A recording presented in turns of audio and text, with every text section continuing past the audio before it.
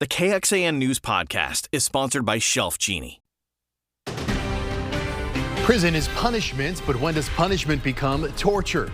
Texas is an outlier when it comes to solitary confinement. We're going to hear from someone who spent months in it. And if you've got a Tesla Model Y, well, you're going to want to pull on the steering wheel, but not while you're driving.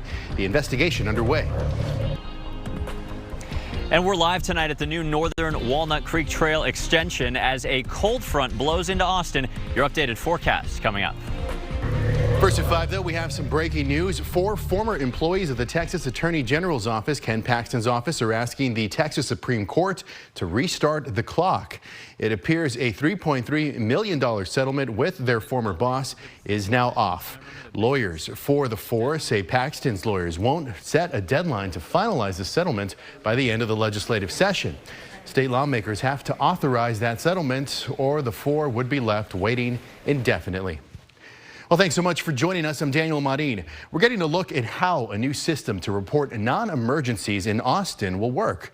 Now, we've told you about APD's plan to use artificial intelligence to gather info from people making reports. Police think it should reduce wait times, which have been a concern since the department started encouraging people to call 311 for help. KXAN's Brianna Hollis reports. The main thing this new portal does is streamline the process of getting your report into the system. APD says that has held the department up the most when it comes to these non-emergency reports, and it's what has led to the majority of the lag in response time over the last 2 years or so. With the new system, you essentially chat with an AI bot, which then generates your report and gets it into the system. It also flags certain words or crimes that you need to call 911 for instead.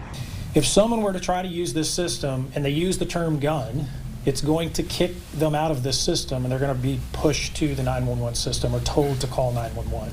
Because we recognize the fact that if a gun's involved, it's likely an emergency that an officer needs to respond to. We'll walk you through how to make a report in the new system tonight at 10. From police headquarters, Brianna Hollis, KXAN News. Brianna, thank you very much. Several women who have served time in the Texas prison system say conditions on the inside are worse than they appear. Specifically, they say solitary confinement is being used too often. Internationally, more than 15 days in solitary is considered torture.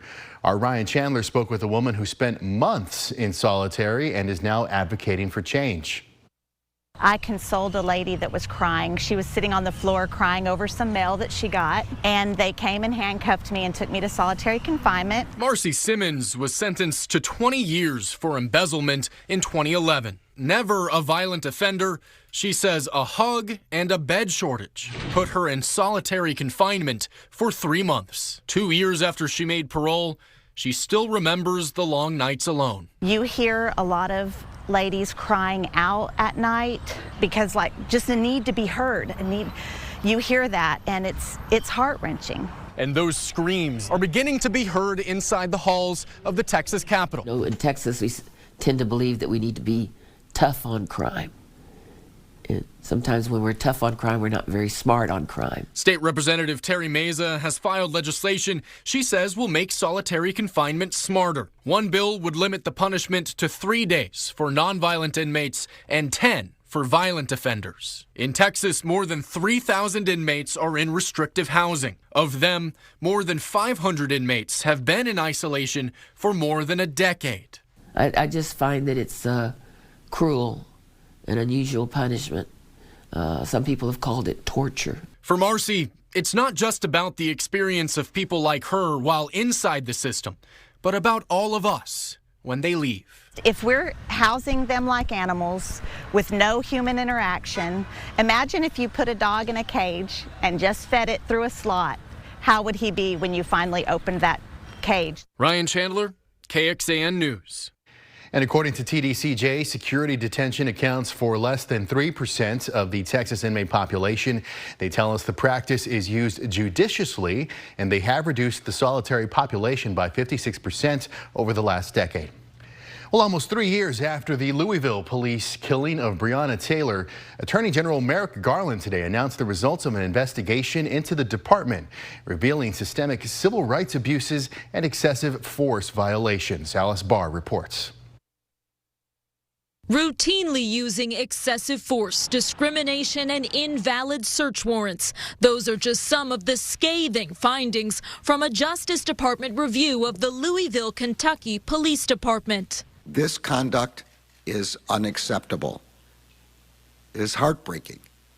It erodes the community trust. The patterns and practices investigation stems from the death of Breonna Taylor in a botched police raid 3 years ago that set off fierce protests across the country and led to federal civil rights charges against 4 current and former officers involved.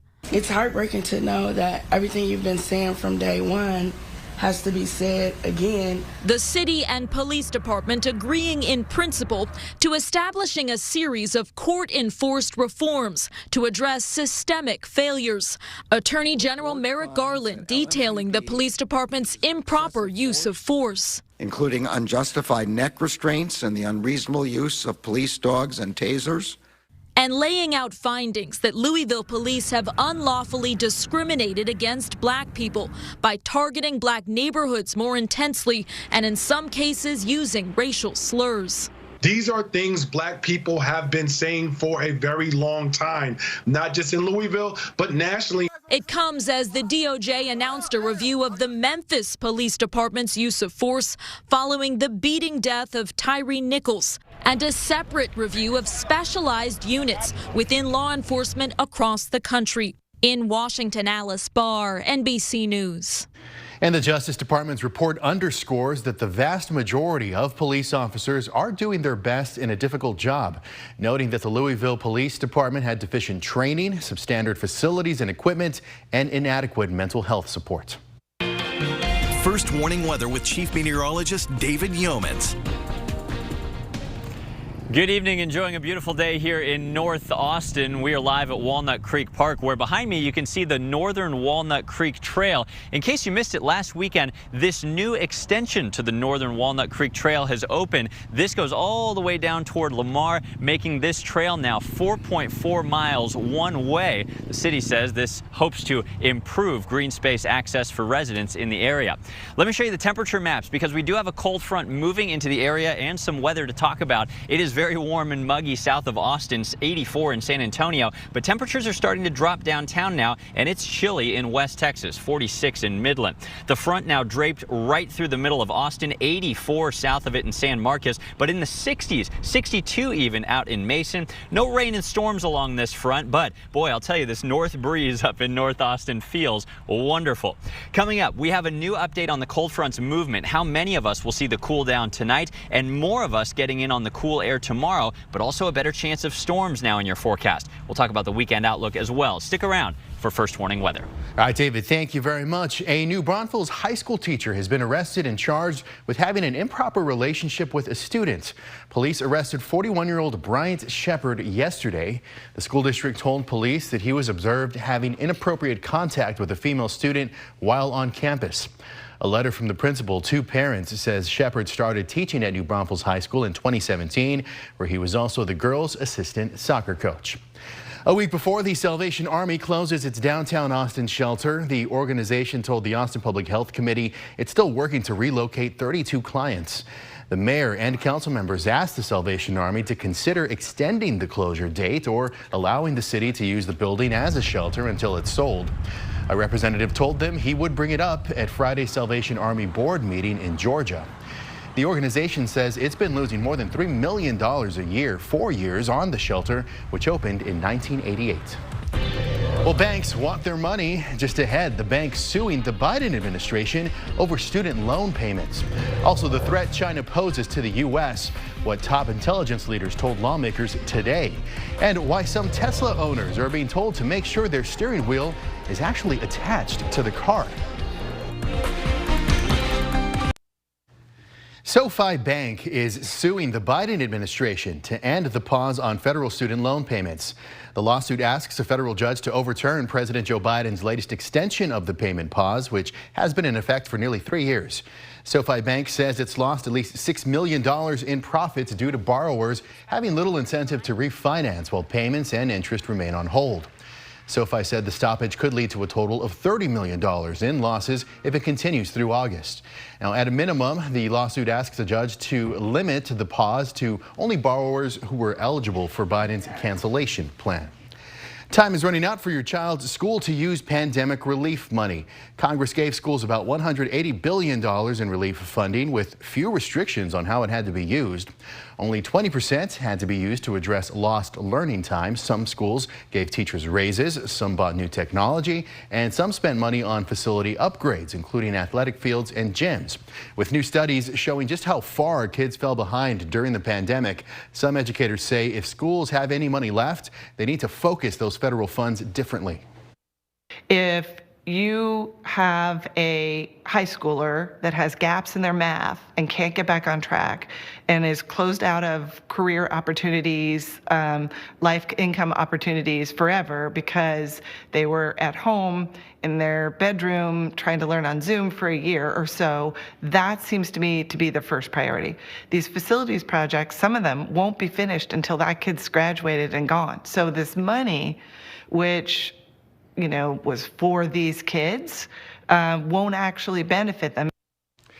And the federal relief funds must be used by September 2024. Ahead on NBC Nightly News, how a mom and her son wish money was spent in their school district.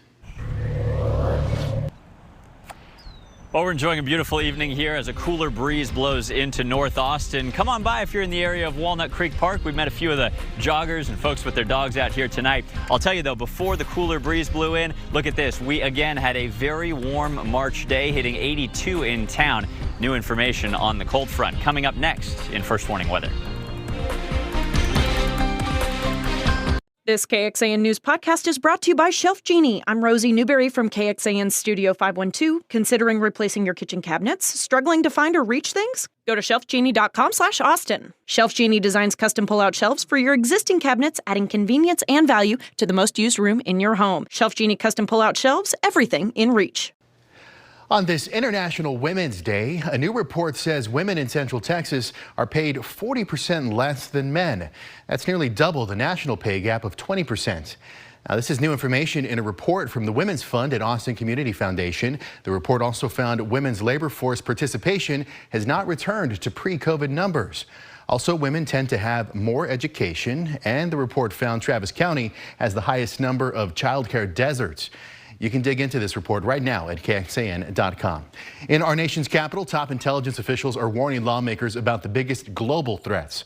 The leaders of the FBI, CIA, and National Intelligence Agency briefed lawmakers today. And as Hannah Brandt reports, most of the discussion focused on China.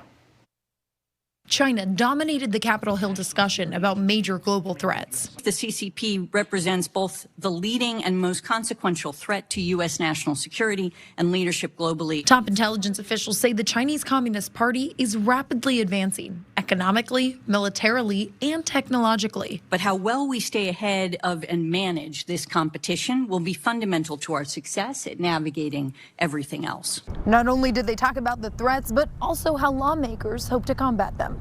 The United States must aggressively invest in talents, tools, and research to lead in tomorrow's technologies. Intelligence Chair Mark Warner emphasized the need for the U.S. to focus on competing with China's tech capabilities. Senator Marco Rubio specifically zeroed in on why he wants to ban the Chinese-owned app TikTok. They can collect our data, manipulate information, poison the minds and feed garbage into the minds of millions of people. FBI Director Christopher Wray says those things are on the intelligence community's radar. I wholeheartedly agree that technology and economic security have become inextricably intertwined with national security. Data is the coin of the realm. Those who have the best information have the power. In addition, the officials say it's important for U.S. supply chains to rely less on China. They can basically have leverage over that in a way that gives them unacceptable advantage. The hearing showed clear bipartisan consensus that the U.S. needs to do more to take on China and the threat it presents. In Washington, I'm Hannah Brandt. First Warning Weather with Chief Meteorologist David Yeomans. Hey, welcome back. We're live at Walnut Creek Park on the new trail extension as a cooler breeze blows into North Austin. Cooler breeze is something I'm personally excited about after how warm and muggy it has been lately. Even with that warm, humid weather, though, remember the worst ice storm on Austin record just 5 weeks ago? Well, we still have some tree debris here waiting to be cleaned up in Walnut Creek Park, as we may have in your neighborhood as well. Let me take you to the maps. We have a cool front moving into the area, which is changing the weather dramatically depending on where you live. 64 in Harper, 58 degrees right now in Richland Springs. It's kind of a tale of two counties, or three counties, if you will, in the metro. 84 down south in San Marcos, but 72, more than 10 degrees cooler in nearby Cedar Park and in Leander. East of Austin, you can see the disparity between the cooler 73 up in Cameron and the warm, humid 85 degrees right now in Bastrop. The pollen count, I'll tell you, I've sneezed a couple times out here. Oak is up today. It is in the medium count. Mold also trending upward in the medium concentration as well. Mulberry now showing up on today's count. That, along with ash, grass, and a couple others, are low. This funny looking cold front is draped across the area, and it is advancing slowly southward. Still technically a cold front, which means it's moving, as opposed to a stationary front when it stalls out. 93 degrees in Laredo, 40s and 50s though in northwest Texas. Check out the front's progression. If you're not feeling this cooler breeze yet, pretty good chance you will later on this evening. Over the next few hours, it continues its slowly southward moving march. Overnight tonight, we may even see some 50s, especially north of Austin, depending on how much movement we get with this front.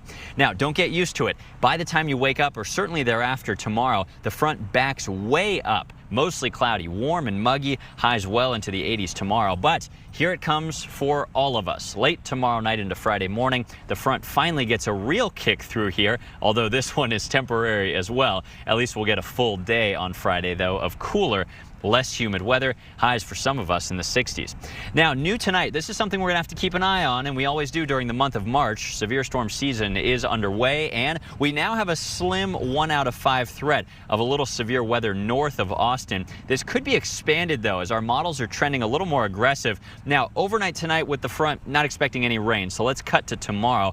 Tomorrow night, we could see some storms form as it moves into the northern hill country. Some of these could turn strong to severe late Thursday night into Friday morning. Wind damage and hail cannot be ruled out, so we'll keep you advised. By the time you get up and going on Friday, though, this is all decreasing on the radar, and we may even see a little late day sun coming back Friday afternoon.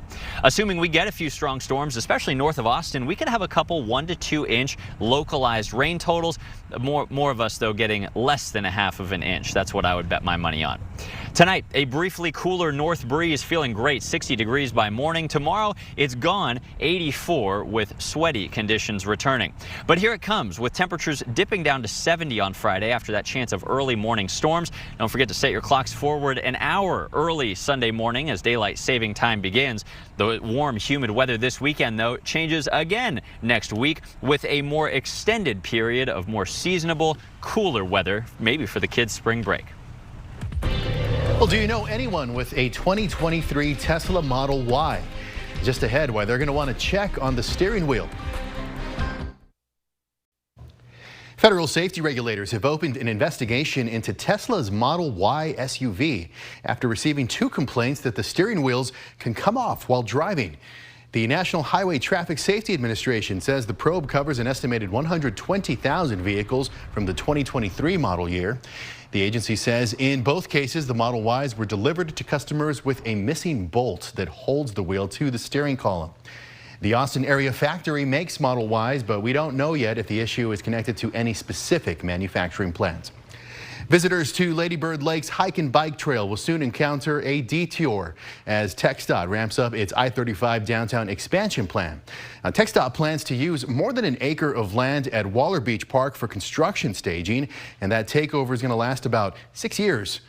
Waller Beach is a 28-acre park northwest of the I-35 bridge. It's a key destination in town used by joggers, kayakers, and bikers.